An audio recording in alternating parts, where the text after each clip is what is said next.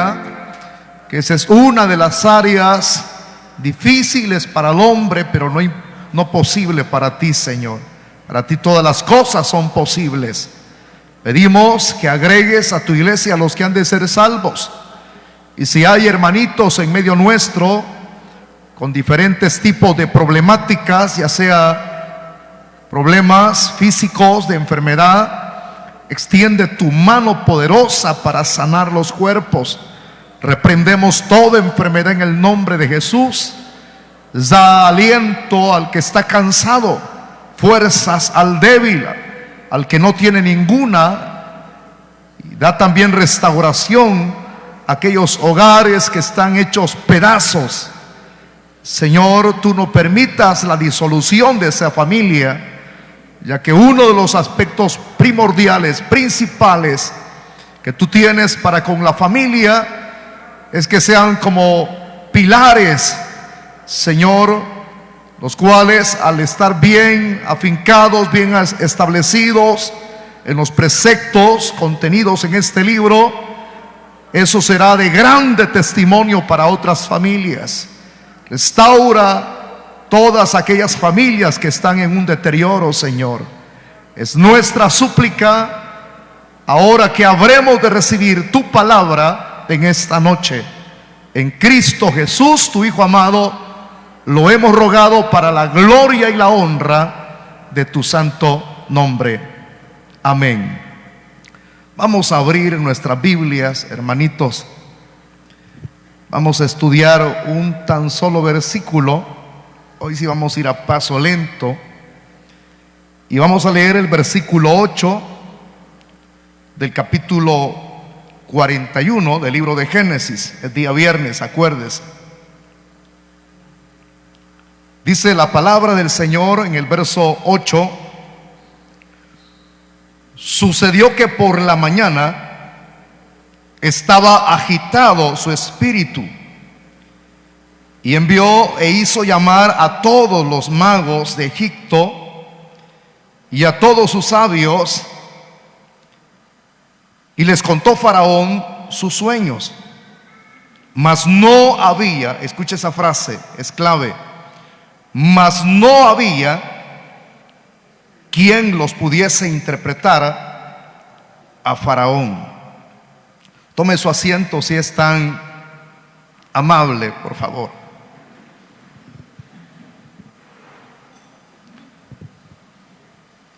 Ya he mencionado el tema que vamos a desarrollar a través de esta exposición que me compete desglosar en esta noche. Un pequeño resumen nada más y luego vamos al análisis. Entramos en el análisis de este versículo 8. De manera resumida, los dos sueños que Faraón tuvo. Esto no fue fácil para la vida de Faraón y para aquellas personas que él tenía como sus astrólogos.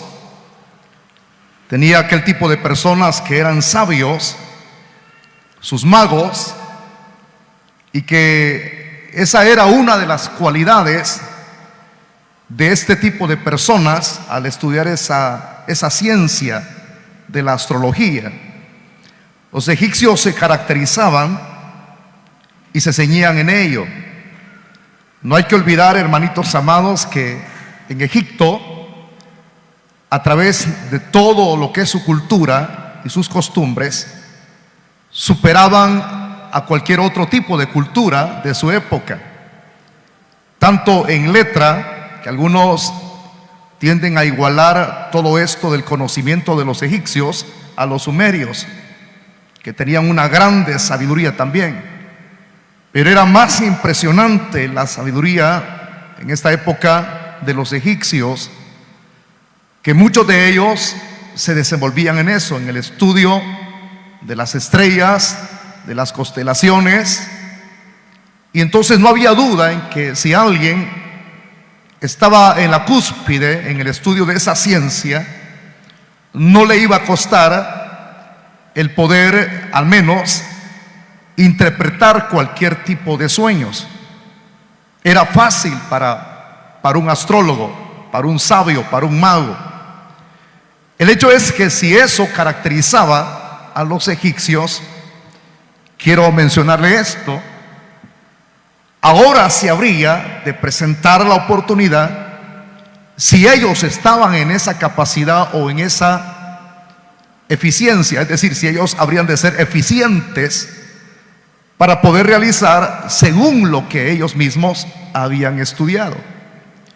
Más adelante, conforme vayamos entrando en el desarrollo de esta exposición, vamos a referir acerca de lo que es un sabio y acerca de lo que es un mago. Nada que ver con lo que supuestamente se dice que es un mago o es un sabio.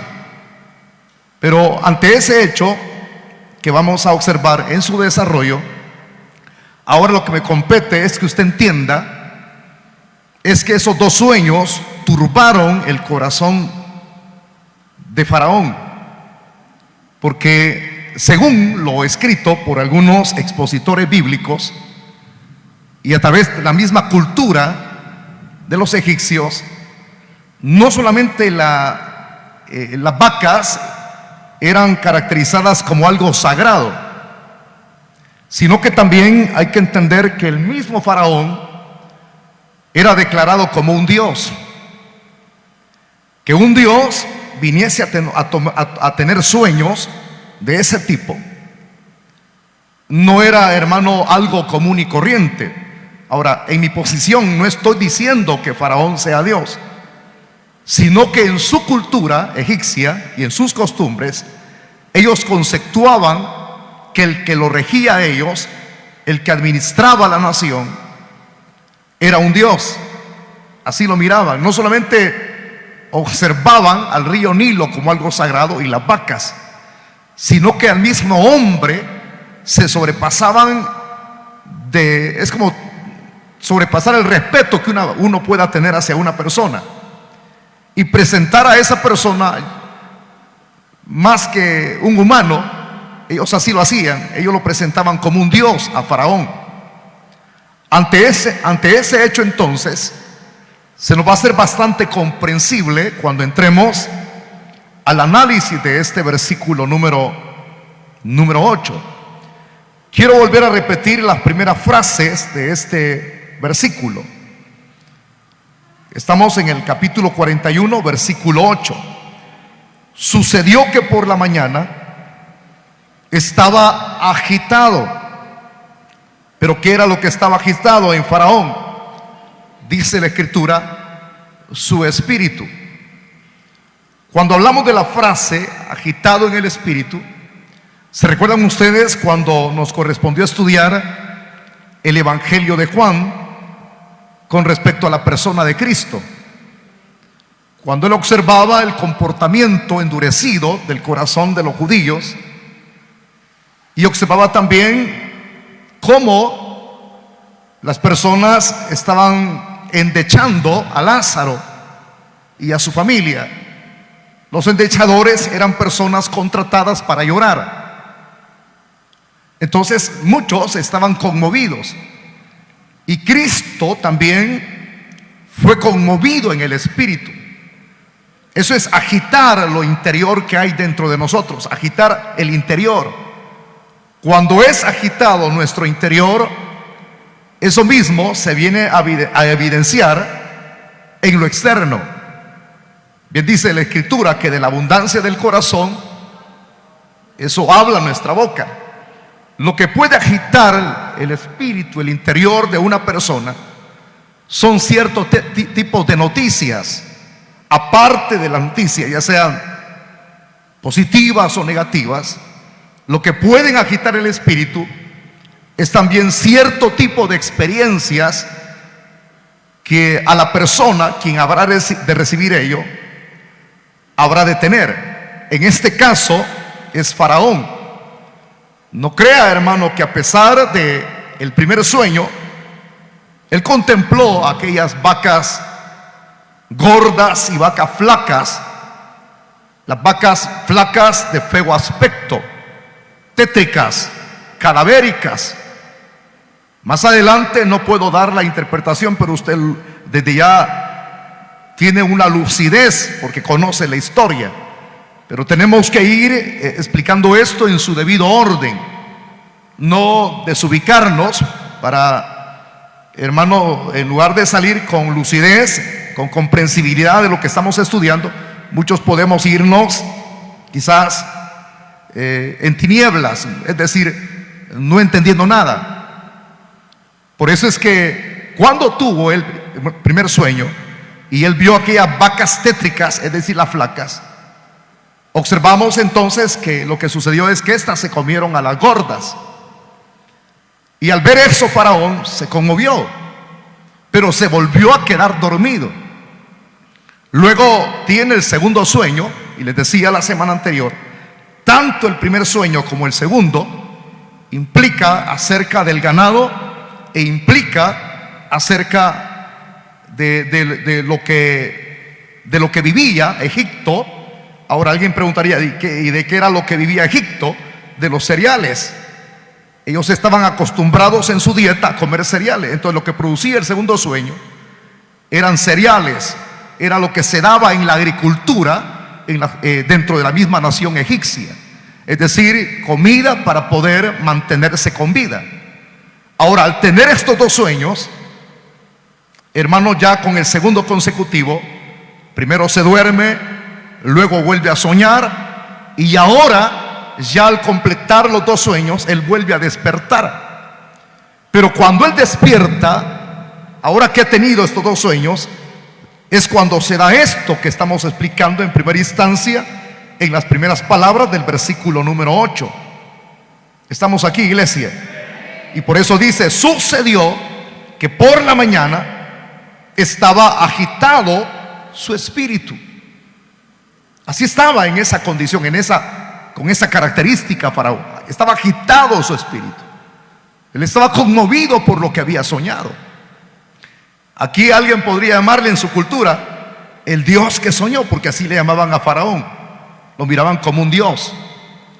Ahora, de tan agitado que estaba por los dos sueños que había tenido, quiero decirle esto antes de que Faraón tenga cierto tipo de procedimiento que el mismo agitamiento habrá de llevarlo a él. Y es que, amado hermano, los dos sueños, según el conocimiento que los egipcios tenían, en la ciencia que ellos habían estudiado, era muy fácil de entenderlo y era muy fácil de interpretarlo. O sea, de entenderlo en el sentido que cuando Faraón lo contara, entonces era muy fácil entender qué era lo que Faraón había soñado, y era muy fácil comprenderlo e interpretarlo. Pero veamos el procedimiento de Faraón, ¿cuál fue? De tan agitado que estaba en su espíritu. Dice la Biblia, en el verso número 8 siempre, envió e hizo llamar a todos los magos de Egipto y a todos sus sabios, y dice la Escritura, y les contó Faraón sus sueños, mas no había quien los pudiese interpretar a Faraón. Denote lo que él determinó el hacer, porque en su país, en su lugar, no habían otros como estos dos tipos de personas, los magos.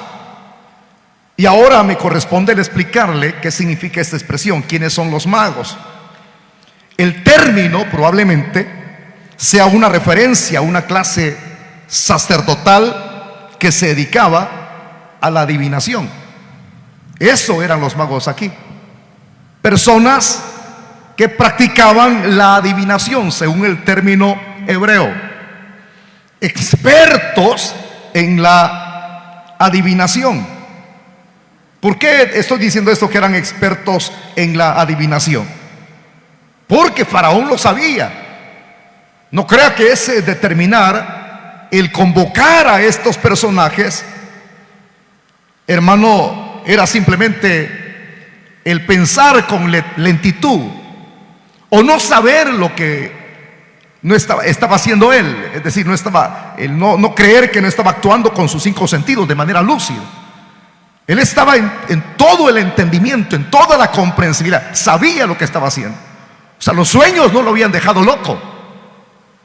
No lo habían dejado loco. Lo único que había dejado en él era ese agitamiento de su espíritu. Pero él sabía, desde el momento en que él manda llamar a estos personajes, y él sabía que ellos eran capaces de interpretar el significado de los sueños. Entonces manda llamar a este primer grupo, los que tenían la capacidad de adivinar. Eso no hay duda. Al preguntarle a un egipcio común y corriente y decirle: ¿crees tú que una de esas personas es capaz de poder adivinar cualquier tipo de oráculo que se presente? Bueno, nadie hubiese dudado, porque los egipcios se conocían entre sí. Y que no dijéramos de Faraón. Pero aparte de estos magos, él mandó llamar también a estos que se les llama sabios. ¿Quiénes eran los sabios? Una cosa es decir magos y otra cosa es decir sabios. No podemos mezclar ambos grupos.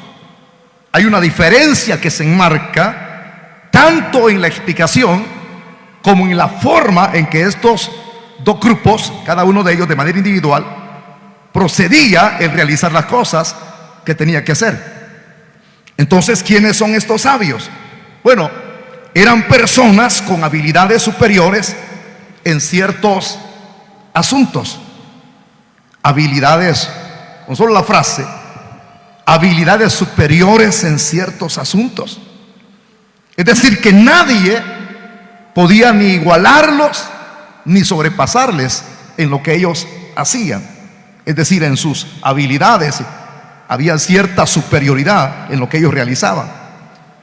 Ahora, esto, al darlo a conocer, quiénes son los magos y los sabios, no debe de olvidar usted, hermano, que dentro de la misma cultura egipcia, como se lo decía hace unos minutos atrás, se consideraba superior, es decir, los egipcios, en muchos aspectos, superiores a otras naciones. Y eso no hay duda, porque estaba en su propia cultura de oro. Así como en cierto momento se dio la época de oro de la cultura griega, que la mayor parte de países que estaban en su entorno querían imitar la cultura griega. Por eso es que los romanos fueron imitadores de la cultura griega en muchas cosas. ¿Y qué no diríamos entonces en esta época de José? La cultura egipcia era la que estaba en su apogeo y era superior en todas las cosas que ellos realizaban, en todo, en muchos de los aspectos. No había nación que se igualara o sobrepasara el conocimiento que los egipcios tenían. Por eso es que al hablar de los magos y de los sabios, podríamos llegar al punto de decir que eran hombres versados. ¿Pero versados en qué? La semana anterior les decía a ustedes, ya han oído ustedes que hay personas que dicen la expresión jeroglíficos, pero la expresión no es así, sino que es jeroglíficos. ¿Por qué estoy volviendo a repetir esa frase que la mencioné la semana anterior, el viernes pasado? Porque los magos y los sabios, estos tipos eran expertos, eran hombres versados en jeroglíficos, es decir, en la astrología y en otras ciencias más que se estudiaban en Egipto. Nadie les igualaba a ellos. Y esto, hermano, al mencionarlo, este dato es muy importante. ¿Saben por qué? Porque cuando se habla de una nación superior a otra nación en muchas cosas, en ciencia y ser versados, eso lo que viene a suceder es que si no se sabe tener un equilibrio, porque puede suceder ya sea de manera individual o generalizada con personas que viven en una nación que tenga mucha superioridad en todas las cosas, en ciencia, es decir, en conocimiento, sabiduría, en tantas cosas. Si no hay, repito, un equilibrio, la persona o esa nación corre el riesgo de aumentar su orgullo. Su orgullo. O sea, quiero decir esto que es correcto. No es malo que alguien estudie. Es bueno. Mientras más preparada esté una persona, mucho mejor va a ser para su vida. Mucho mejor. Y no solamente para su vida. Ahora dejo el lado individual. Mientras más preparada esté una nación, mejor será para sus habitantes y mejor será para toda la nación. O sea, que eso vendrá a beneficiar. Una nación retrógrada, una nación analfabeta, va hacia la quiebra. Yo no sé si ustedes, que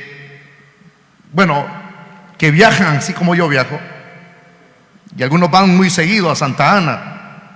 Hoy ya no está ese rótulo. ¿Se recuerdan que había un rótulo en lo que antes se llamaba Escuela Guatemala? Sí, la Guatemala. Hoy ya no se llama Escuela Guatemala.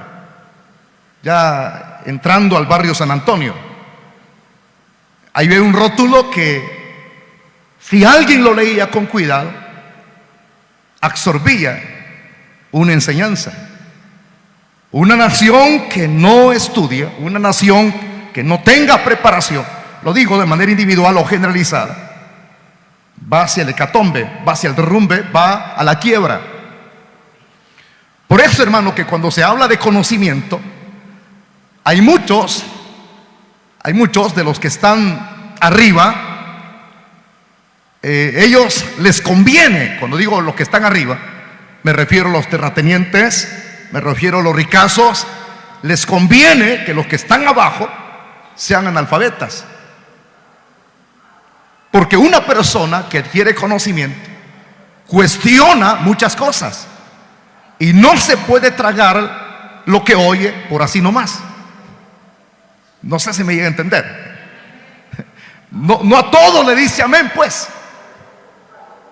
No a todo le dice gloria a Dios.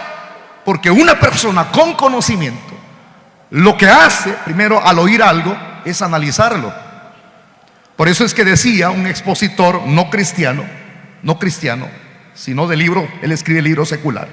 Dice: todo lector de cualquier libro que sea tiene que tener un espíritu crítico y un espíritu de análisis. Primero el espíritu de análisis y luego el espíritu crítico. La pregunta es: al tener un espíritu crítico y analizar que aquello no es correcto, ¿será bueno la crítica? Sí, es buena. Es buena. Porque si alguien tiene un espíritu analítico y es una persona que tiene un espíritu crítico también, al oír algo que no le sea coherente, comienza a juzgarlo y a decir: eso me parece que lo que se está diciendo no es coherente. Y hay quienes tienen ese espíritu crítico y se lo dicen a la persona. Cuando la otra persona viene, si no tiene madurez, y se le juzga de acuerdo a lo que él ha dicho cuando está enseñando, si no es humilde, puede ser que no acepte a la otra persona que haya hecho un análisis, tenga un espíritu crítico y se lo haya dicho. Se enojará. Pero dice este mismo escritor, quien yo leía: nunca te enojes cuando alguien tenga un espíritu crítico, porque la crítica te servirá para poder corregir tus imperfecciones. Solo escuche. Y esto no le gusta a cualquiera, porque que le diga a un hermano: mire, hermano, a usted se le enredó la lengua, y las expresiones que usted dijo no son correctas. No de cualquiera. Pues ya no predico, pues. Yo no soy perfecto. Vaya, a ese punto queremos llegar. Si dice que no es perfecto, entonces acepte la crítica. ¿Estamos aquí? Porque la crítica nos ayuda, repito, a corregir nuestras deficiencias.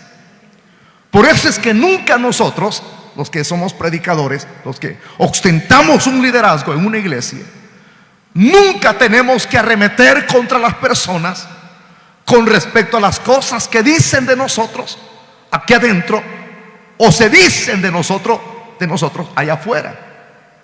¿Me entiende? Nunca usted va a decir: me caen mal los que andan hablando en mal de mí. Por algo andan hablando de usted y de mí. Entonces, cuando yo escucho que alguien anda hablando de mí, me alegra. A ese punto yo he llegado. Me alegra por dos cosas. Significa que la otra persona que me hace pedazos tiene un espíritu crítico. ¿Ah? Tiene un espíritu crítico.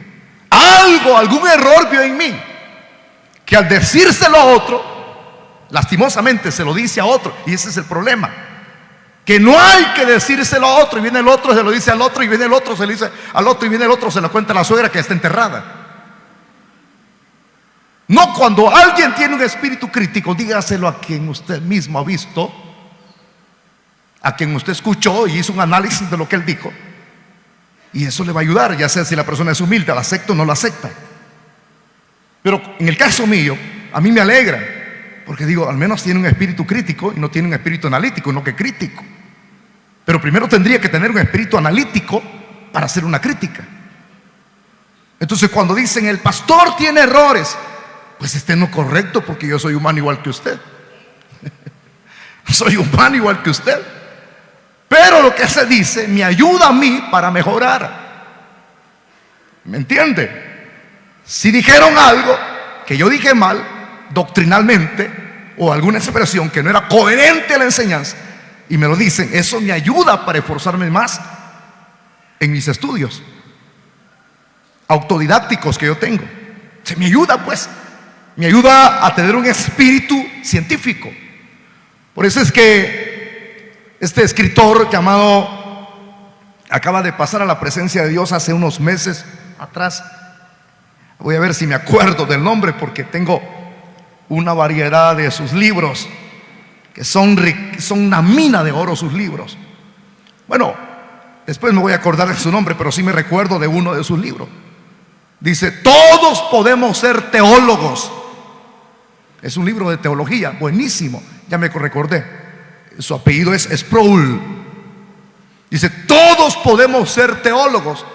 Una persona, si él lo dice, todos podemos ser teólogos. Una persona que quiera ser teólogo tiene que tener un espíritu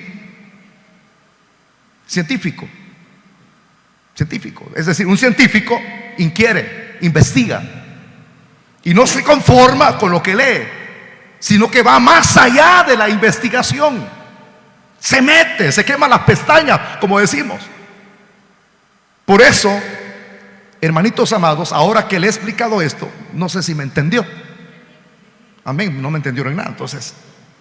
Pero algo ha de haber entendido usted, ¿verdad? Algo ha de haber entendido. Por eso es que no tiene que enojarse cuando otro haga crítica de usted, sino que dígale: lastimosamente yo no puedo mandarles el mensaje de los hermanos que me andan haciendo pedazos a mí.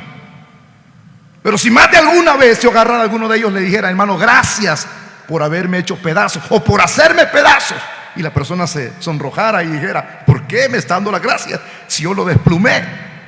Porque lo que usted anduvo hablando de mí me hizo mejorar mi conducta.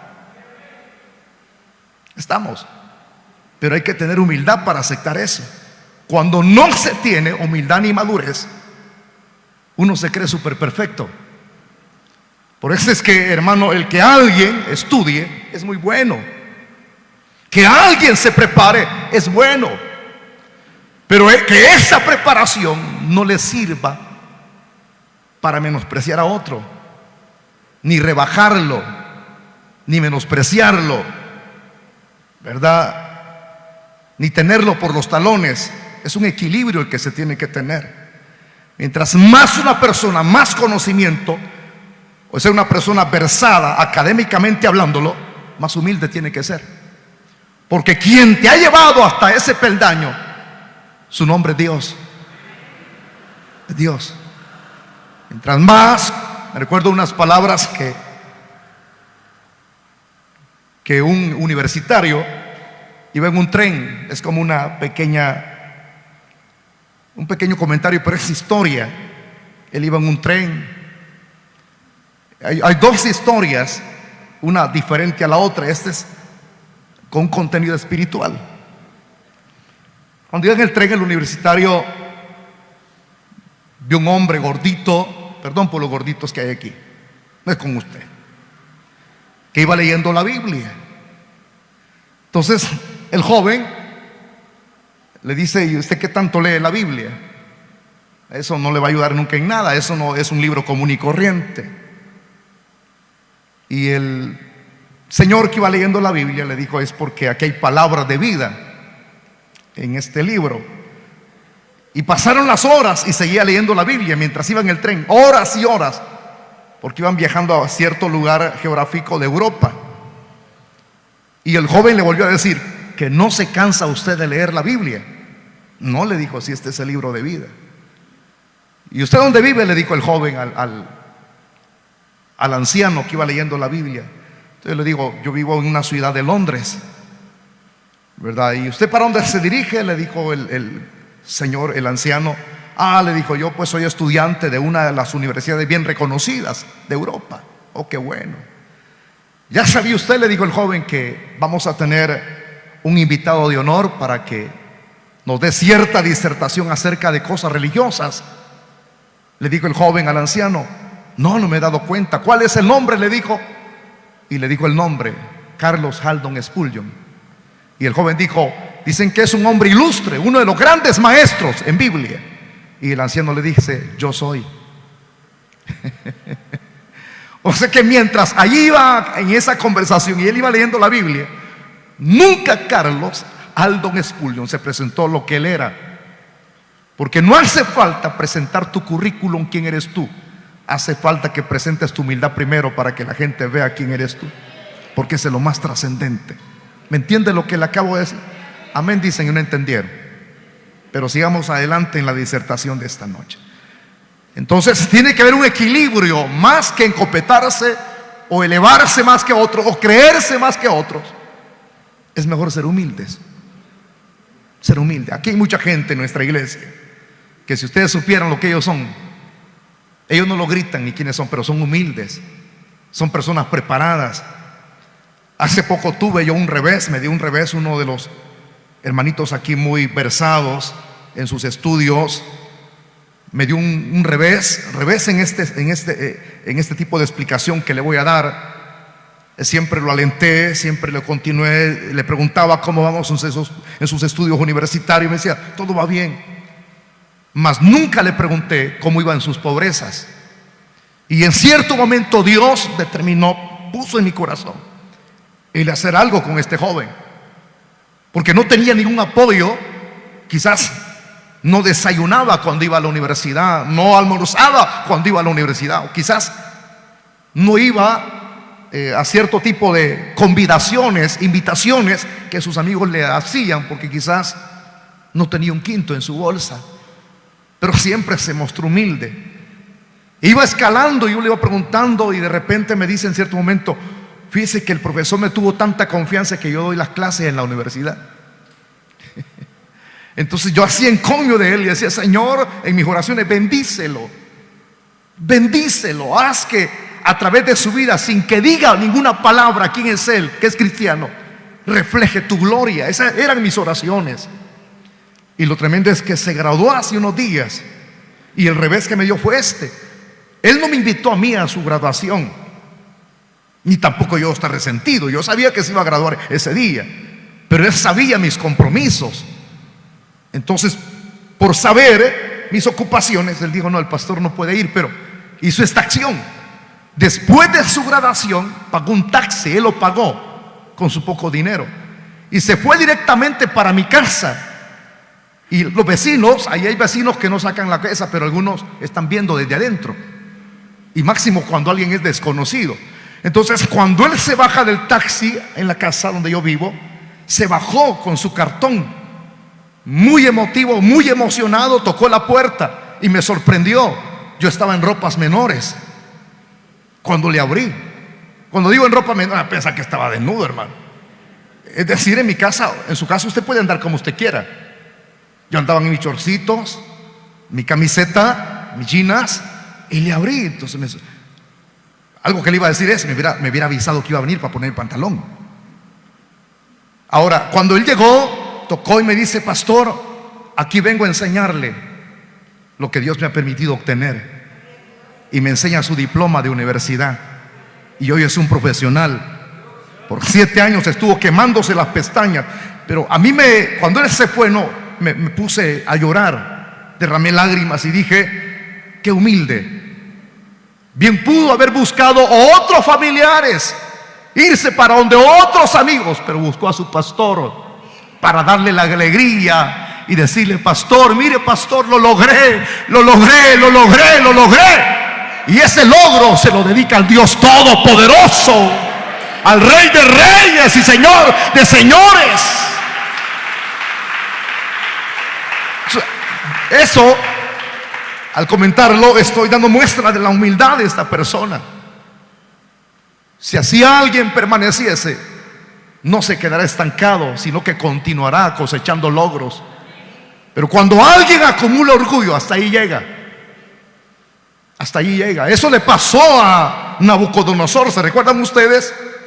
Cuando salió al patio, a su terraza, allí habían una de las muchas maravillas que había en su tiempo: los jardines colgantes, que ni él los había sembrado, sino su mujer. Pero él se glorió, él se dio la gloria a él.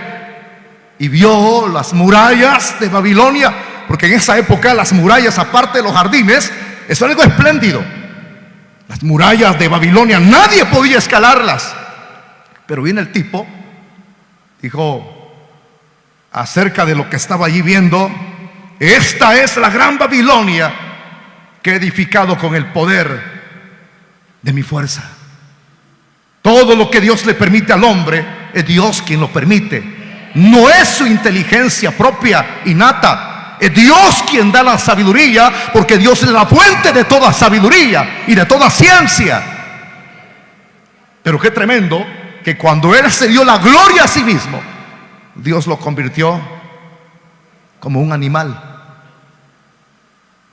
Él no iba a disfrutar de los banquetes que comía en su palacio real, sino que iba a comer paja como un buey. ¿Por qué estoy explicándole esto? Porque hay que tener un equilibrio. Me recuerdo como un rema también la posición del apóstol San Pablo cuando entró a Atenas. Estaba la ciudad en su esplendidez en esa época. Ahí era la cuna de muchos filósofos. Ahí estaban los estoicos y los epicúreos. Y Pablo, un hombre versado, un hombre letrado, llegó a Atenas, pero nunca él se enalteció diciéndole: yo conozco todo o lo supero a ustedes. No, Pablo entró y ahí no a cualquiera le daban oportunidad de dar su discurso en el Areópago. A Pablo se lo dieron por providencia de Dios. Y lo tremendo es que dentro de ese discurso Pablo presenta al Dios no conocido, es decir, al Dios que ellos no conocen. Y presenta que ese Dios, el que ellos no conocen, es el creador de los cielos y de la tierra. Por eso es que todo su conocimiento de Pablo, todo aquello que había aprendido, lo tomaba por escoria, por basura, por amor a Cristo. Pero presentaba a Cristo. Siempre me imagino cuando leo las epístolas de Pablo, aquel hombre pequeño, cascorbo, porque así presentan los biógrafos a Pablo, calvo, con un problema de ceguera en sus ojos que supuraba sangre y pus de lagrimeo. Lo veo un hombre espléndido presentando a Jesucristo, el Hijo de Dios, con una humildad la cual le caracterizaba a él, le ceñía, pero con una sabiduría impresionante de lo alto. Pablo, el escritor de 3 epístolas, el perito arquitecto de la iglesia, aleluya, presentando a Cristo con mucha humildad, haciendo lo mismo que Juan. Por eso es que Juan decía: es necesario que yo mengüe para que él crezca, porque a él sea la gloria, al eterno Dios, al que está sentado en el trono. Hermanitos amados, me he detenido para hablar un poquito respecto a esto y presentar algunos ejemplos, porque cuando se trata de tener conocimiento hay que ser humildes. Humildes. Tengamos mejor la característica de oír más que hablar, porque es más sabio el que calla que el que habla mucho. Dice la Biblia que en la multitud de palabras hay pecado. No hable nada, simplemente escuche. Escuche. Hay gente que va comentando en los buses y dicen que un tal Cristo, digo, un tal Cristo, los evangélicos. Usted escuche, no hable. Algo va a aprender del indocto como el que es docto. Algo podemos aprender, hasta de los insectos. Hay que agacharse un día y ver cómo trabajan las hormigas. Va a ver usted que no son ociosas. Algo podemos aprender de los curuncos, que ellos siempre van caminando el uno con el otro. Yo me detengo en la pared así una media hora, ¿ve? Y luego les echo veneno porque se comen los libros. Ahí van buscando. Cuando veo que dan la vueltecita así como un trencito y van dirigiéndose al cuarto donde yo tengo mi biblioteca, y digo, no, estos me van a hacer pedazos los libros. Entonces, lo siento mucho, compadres. Entonces podemos aprender algo del sapo, que le protege a usted el jardín. Agáchese y agarre el animalito que usted ha domesticado. Algo puede aprender del perro. ¿Me entiende lo que le estoy diciendo? La vida, de todo lo creado hay un aprendizaje, pero cuando uno actúa con sabiduría y es humilde. Pero cuando usted dice, yo de nadie aprendo, todos son hipócritas, aprenda algo del hipócrita, porque es hipócrita y no sea igual que él. Estamos aquí. Vale. Entonces, ahora que hemos llegado a ese punto, ¿quiénes eran estos sabios y quiénes eran estos magos? Personas muy versadas. Repítalo conmigo, muy versados. No eran cualquier persona. Y si le hubiesen preguntado, ¿y ustedes cómo se consienten? Superiores. Nada de humildad, superiores. Nosotros hemos estudiado mucho. Pero óigame, habría de llegar un punto en que todo su conocimiento no le serviría de nada. ¿Por qué estoy diciendo esto? Aunque ellos eran expertos versados en jeroglíficos, astrología y otras ciencias más que habían en Egipto, pero ahora llegó el momento. Vamos a ver qué tan versados son. Vamos a ver cuán preparados son ustedes. Y dice el mismo versículo 8, aunque ya lo completábamos todo, pero es necesario volver a repetir algunas frases. Mandó a llamar a todos los magos y los sabios que había en su nación. Y cuando ellos llegaron, lo primero que hizo Faraón no es perder su tiempo. Si estaba agitado en su espíritu, todavía se le notaba, hombre. ¿Qué dirían ustedes si hubieran visto a Belsasar cuando vio en el encalado que el dedo de Dios escribía? Si alguien atrevido le hubiese dicho, Belsasar, ¿qué te pasa? ¿Por qué has palidecido? ¿Por qué te pega una rodilla contra la otra? Aquel tipo estaba, yo digo que si Belsasar era morenito, cambió a blanco, man. Se puso pálido, hasta se le fue la borrachera, porque vio que en el encalado de la pared había una inscripción, Mene Mene Tekel Uparsin. Pesado ha sido y ha sido hallado falto.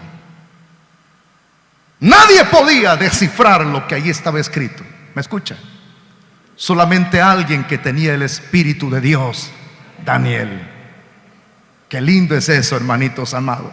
Entonces, ¿quién es el que da la sabiduría? ¿Quién es la fuente de toda sabiduría? ¿Será el hombre por su propia inteligencia que es capaz de interpretar, a pesar de ser una persona muy letrada, muy versada, a pesar de ser un exégeta? ¿Será que todo lo puede?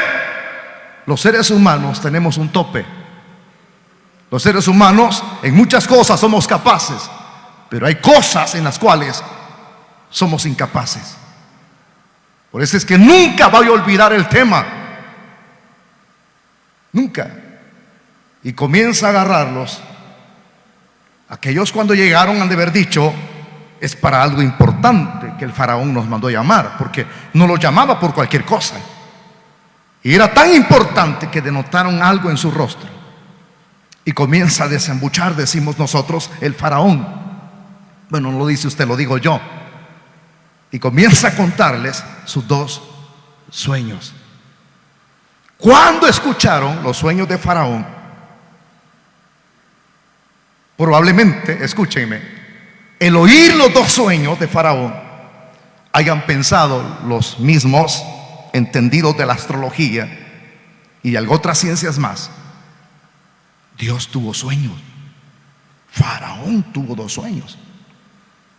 Según el análisis de esos dos sueños, muy fácil, les dije al principio, interpretarlos, porque uno está hablando del ganado, que era lo habitual en Egipto.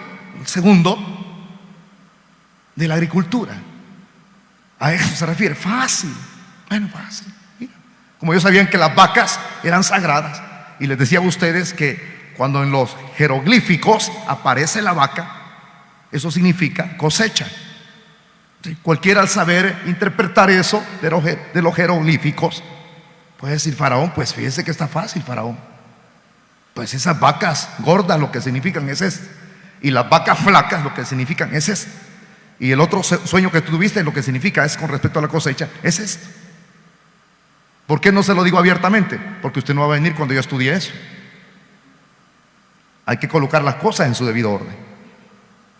Entonces oyeron los dos sueños y comenzaron porque cuando uno es incapaz, pueden ser dos cosas: se rasca la barbilla porque no está entendiendo nada, me cuesta para entenderle, o se rasca la cabeza o se arranca el pelo.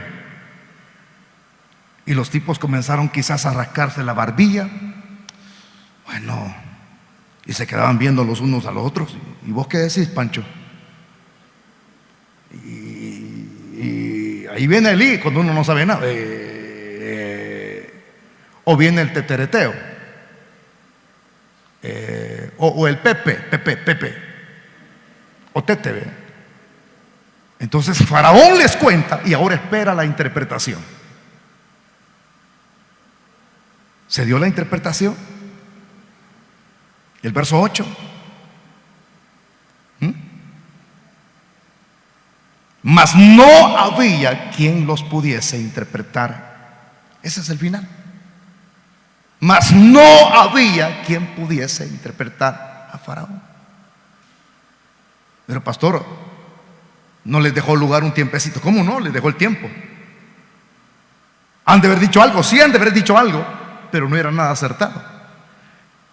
Con esto corroboro algo: que ni la misma sabiduría o la inteligencia que tenían ambos grupos pudo hacer posible que los sueños fueran descifrados. ¿Qué vemos ahí en estos dos grupos de personas? Sabios y magos. ¿Cómo le pusimos al tema de hoy?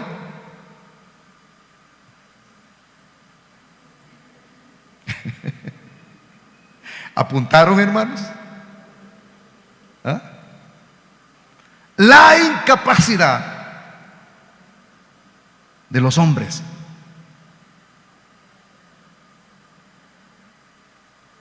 Una cosa es ser capaz, estar habilitado.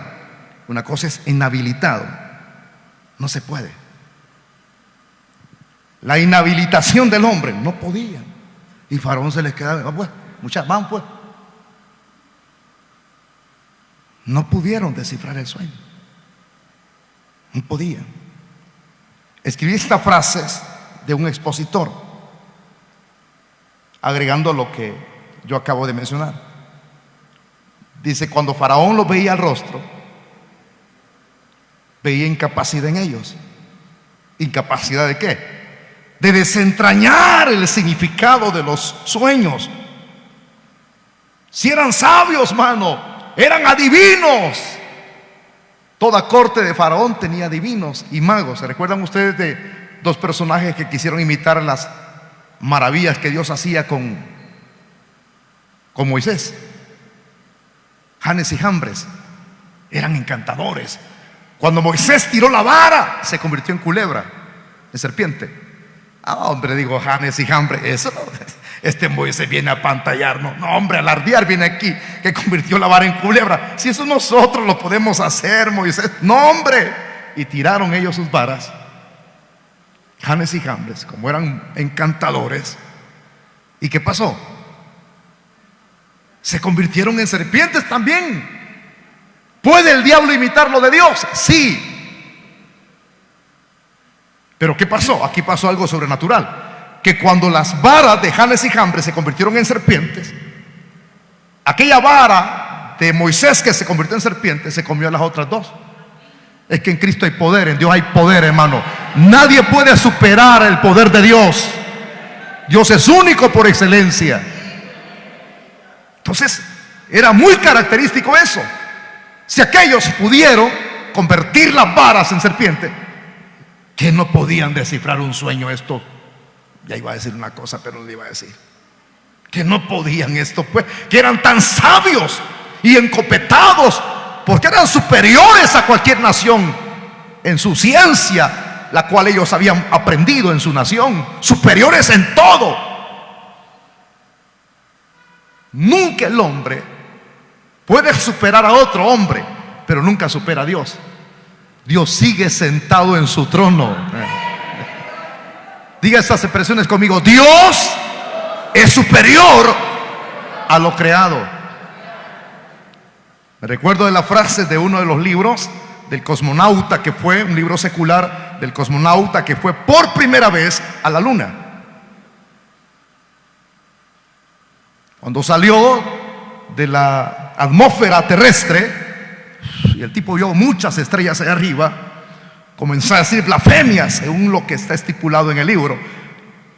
Y todo lo que estaba diciendo, aquí la gente lo oía, en Rusia, no aquí. Porque era un ruso, un cosmonauta, una cosa es decir un astronauta. Entonces la gente oía la blasfemia, pero ¿cuáles eran esos insultos? Que es lo mismo que la blasfemia. ¿Dónde está Dios? ¿Dónde está Dios?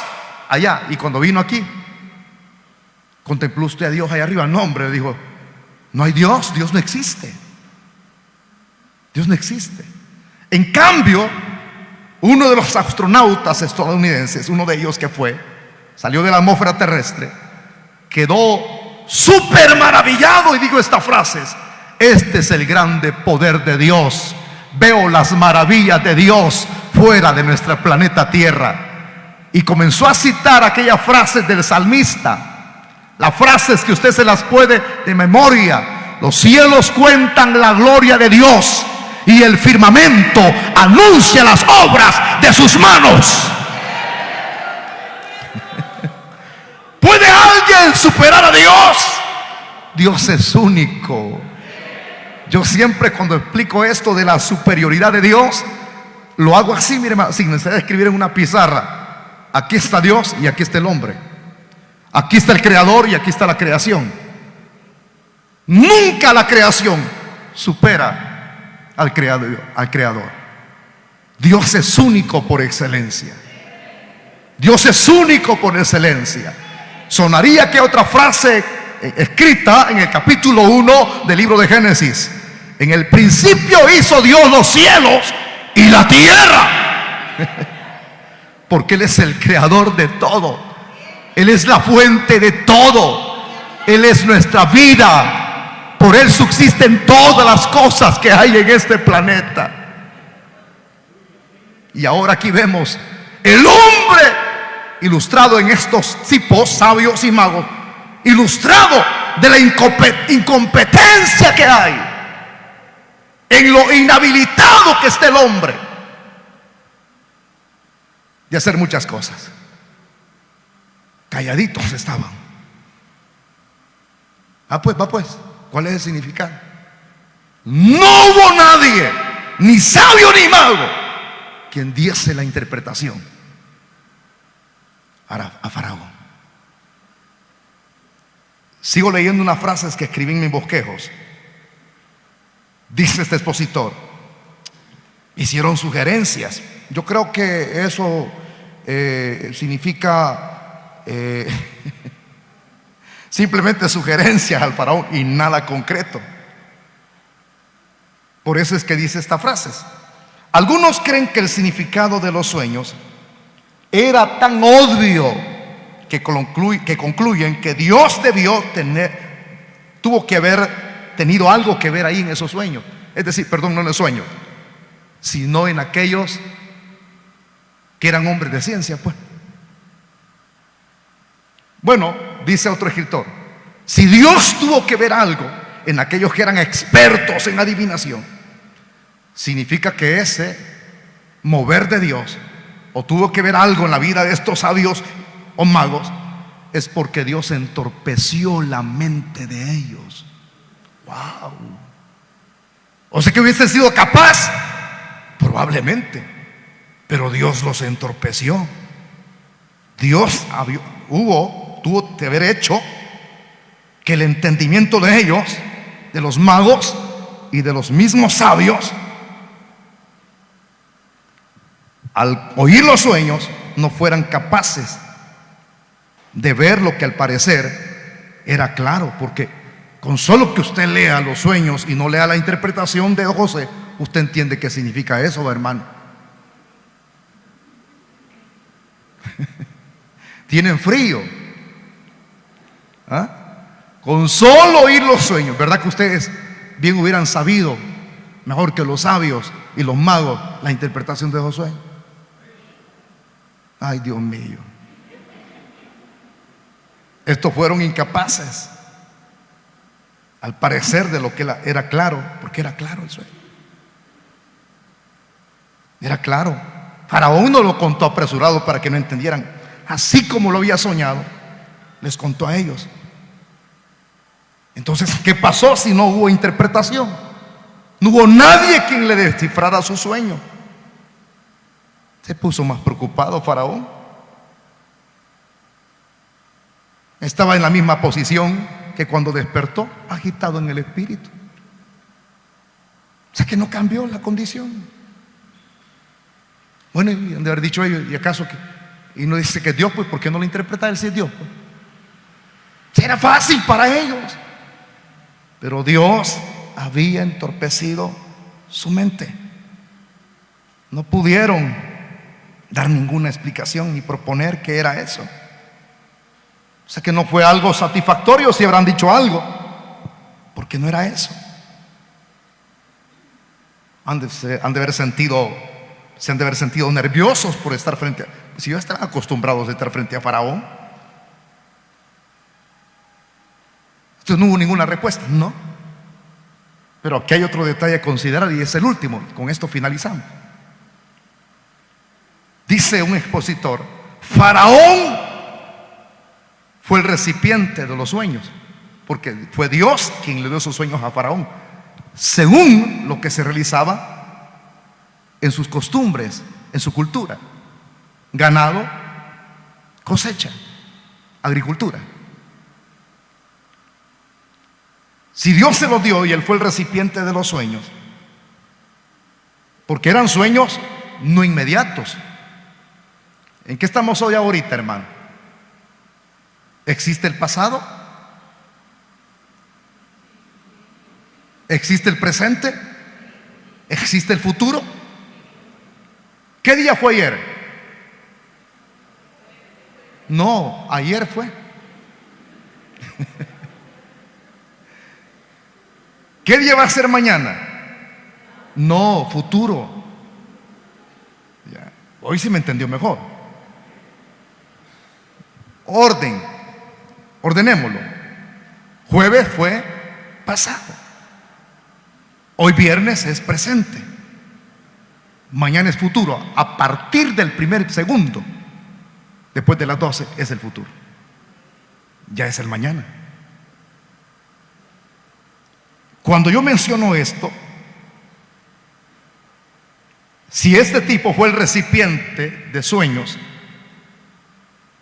¿para qué tiempo eran esos sueños? ¿Pasado? ¿Presente? ¿El futuro? O sea, los sueños que Dios le dio a Faraón eran para el futuro. ¿Cuándo es el futuro? mañana. Correcto. Hoy sí, no, hombre, qué bárbaro ustedes, teólogos. Bárbaro, hombre. Gloria a Dios, bendito el Señor. Aleluya. Entonces los sueños eran para el futuro. Pero aquí hay un detalle y es este. Dios le da la información del futuro a Faraón, pero a pesar de darle la información del futuro a través de los sueños, pero aquí hay un detalle, y es que Faraón tenía ese conocimiento del sueño, porque lo contó, pero no tenía la técnica para interpretar esos sueños futuristas. Y ahí es donde surge una pregunta: ¿por qué? ¿Por qué? La razón es esta: que es interpretar de los sueños del futuro, el único que puede hacerlo, escúchenme, el único que puede hacerlo es el Espíritu de Dios. Es el Espíritu de Dios. ¿Estamos en ese acuerdo? ¿Y por qué los sabios que están allí y los magos no pueden hacerlo? Bueno, la Biblia da la respuesta también, aparte de lo que yo le estoy diciendo. Vayámonos al Nuevo Testamento y allí vamos a hallar la respuesta. ¿A dónde? En 1 Corintios 2:14. Y con eso cerramos con broche de oro la explicación de este versículo 8. ¿Qué le dije? 1 Corintios 2:14. Está después de Romanos 2:14. Vamos a leerlo todo para que aquí cerremos el telón con broche de oro. ¿Qué dice el verso 14? Léalo. Pero el hombre natural no percibe las cosas que son del Espíritu de Dios. Vuelvo a repetírselo. Pero el hombre natural, ¿quién es el hombre natural? Los magos y los sabios. ¿Dónde están los sabios de este mundo que dicen entender todas las cosas? ¿Qué hizo el cosmonauta ahí arriba? Ese cosmonauta era un tipo preparado, versado en la letra, pero desconocedor de lo de Dios. Y aquí está diciendo, el hombre natural es el que no tiene a Cristo, es el incrédulo. El hombre natural no percibe las cosas que son del Espíritu de Dios, porque para él, ¿cómo ve el hombre natural las cosas de Dios? Locura, loco lo evangélico, lloviendo y ahí están todavía. Se los va a arrastrar una correntada y allí se los va a llevar como sapos. Ellos no saben por qué estamos aquí. Usted sí lo sabe. Usted sí sabe por qué estamos aquí. Usted sí sabe por qué estamos aquí. Llueve, truene, tiemble, lo que sea, haya tsunami, lo que sea, relampaguee, lo que sea. Pero usted sabe por qué estamos aquí. ¿A qué venimos aquí? Allá afuera dicen locos, perdiendo el tiempo. ¿A qué venimos aquí? Adorar al Dios que está sentado en su trono, al que merece la gloria, el poder y la honra. Aleluya. Para él son locura las cosas que hacemos, porque no las puede entender. ¿Qué no puede entender el hombre natural? Las cosas del Espíritu, las cosas de Dios. No puede entender. ¿Por qué? Porque se han de discernir espiritualmente. Es todo el asunto. Por eso es que no pudieron interpretar el sueño, porque ese sueño era de Dios. Dios les impidió a ellos, y al impedírselo fueron incapaces. Así es el hombre, incapaz. Cuando yo veo esa incapacidad, termino con la aplicación. Así es el hombre en todos los asuntos. Así es el hombre en todos los asuntos. Le contaba, no sé si fue el día martes o el domingo, que un amigo de mi sobrino murió en el hospital. Bueno, están muriendo muchas personas, pero un amigo de él llegó diciendo a la casa: murió un amigo ayer, 34 años. Mire, ¿qué significa esto?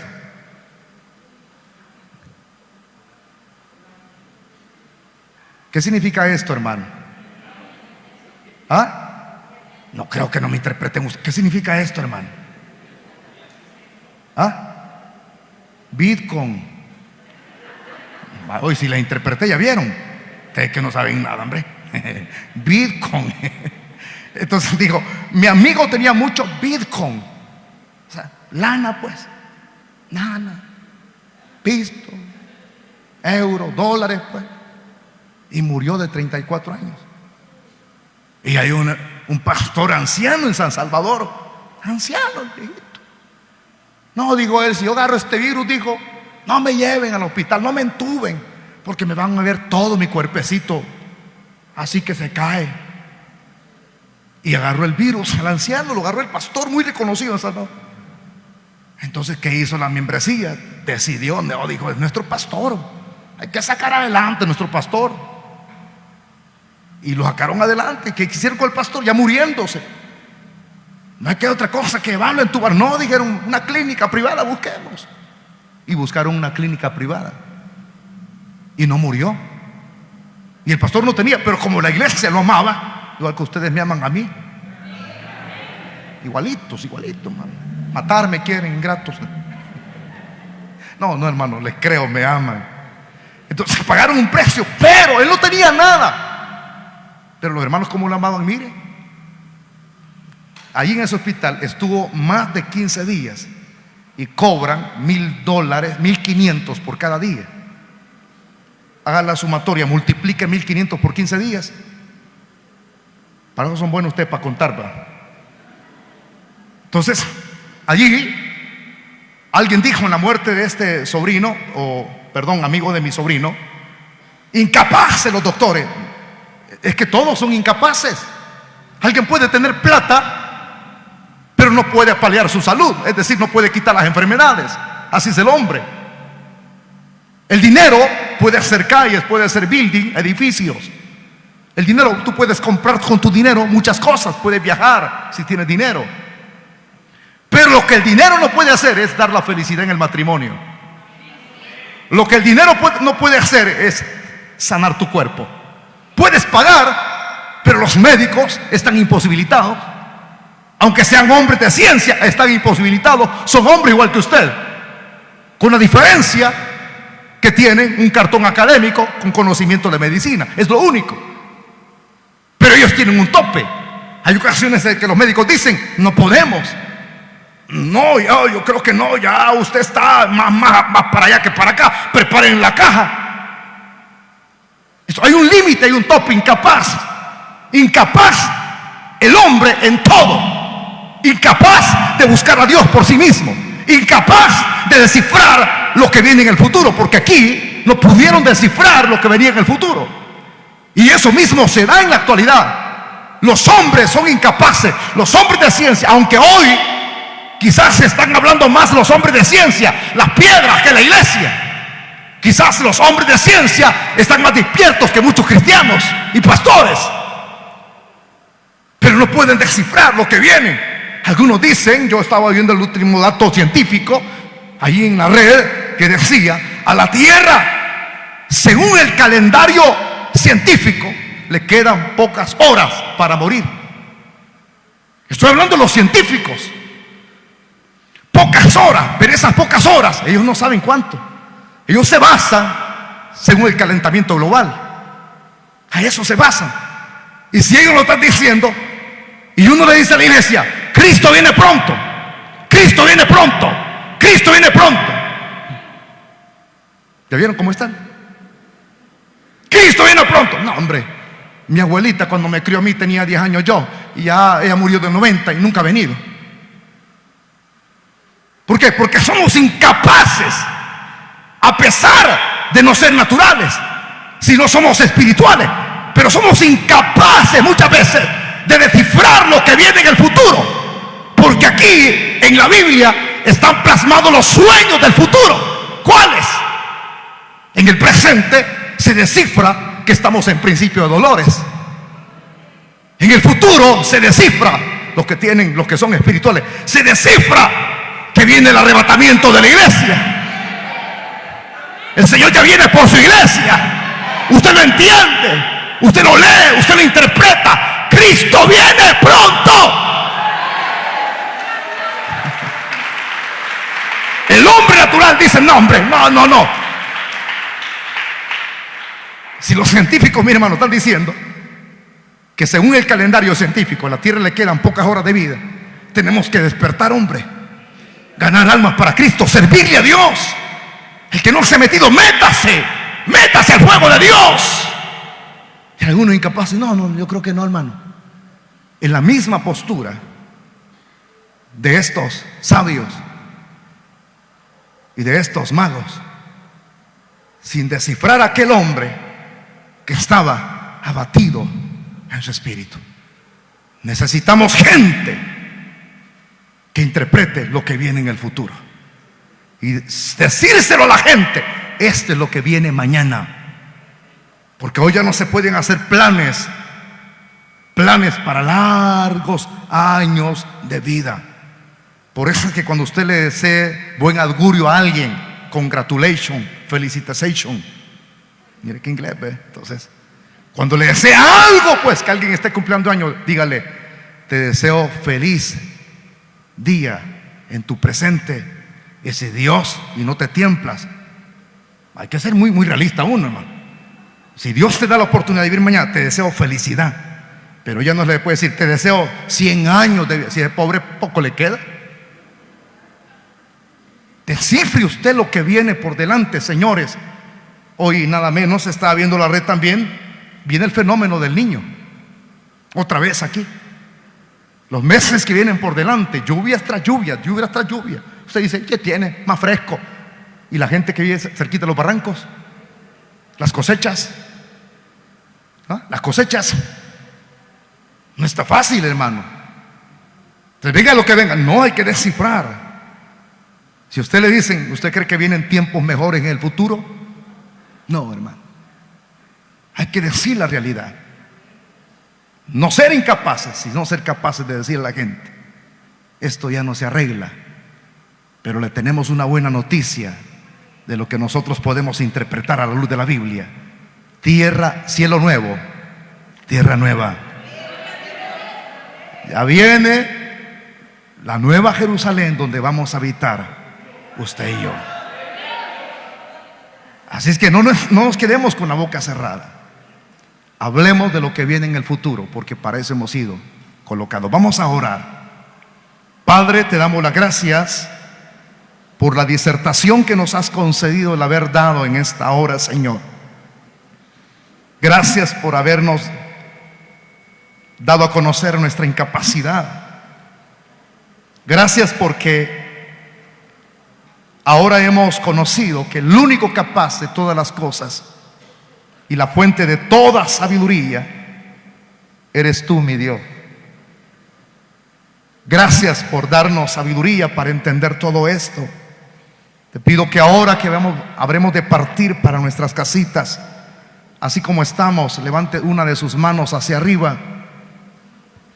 Yo voy a hacer 2 invitaciones porque es urgente. Alguien de ustedes se puede morir en esta noche y sin Cristo no pueden hacer nada. Levanten una de sus manos, vamos a interceder un minuto por ustedes, por los que son amigos. La primera invitación que deseo hacer es por aquellas personas que no le han rendido su vida a Cristo por primera vez. Si hubiera alguien que necesite rendirle su vida a Cristo en esta noche, póngase de pie. Póngase de pie ahí donde usted está, si es amigo. Venga, yo quiero hacer una oración especial por usted.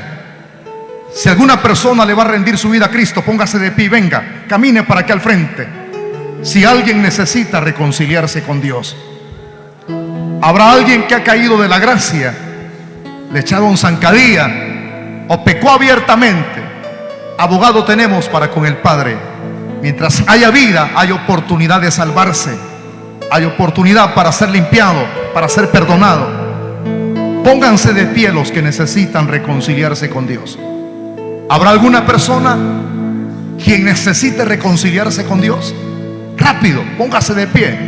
Póngase de pie. Quizás en su físico, en su humanidad, usted sea alguien incapaz, no puede. Pero en nuestra incapacidad, Dios es capaz de levantarlo. Dios es capaz de habilitarlo. Dios es capaz de traerlo aquí al frente. Dios es capaz de restaurarlo. Levántese. Voy a hacer una oración especial por usted. ¿Hay alguien quien necesite reconciliarse con Dios? ¿Hay alguna persona? ¿Hay alguien? Pongámonos de pie. Vamos a orar en esta noche. Padre, te damos las gracias. Gracias por todo lo que tú nos has permitido el recibir, Señor. Llévanos con bien, Padre. Quita todo peligro, todo obstáculo de la carretera, y haz que cada hermanito, cada familia pueda llegar con bien hasta su lugar de destino. En el nombre de Jesús. Gracias, Señor. Amén y amén. Dios les bendiga a todos los valientes que vinieron hoy. Bendiciones, hermanos. Bendiciones a todos.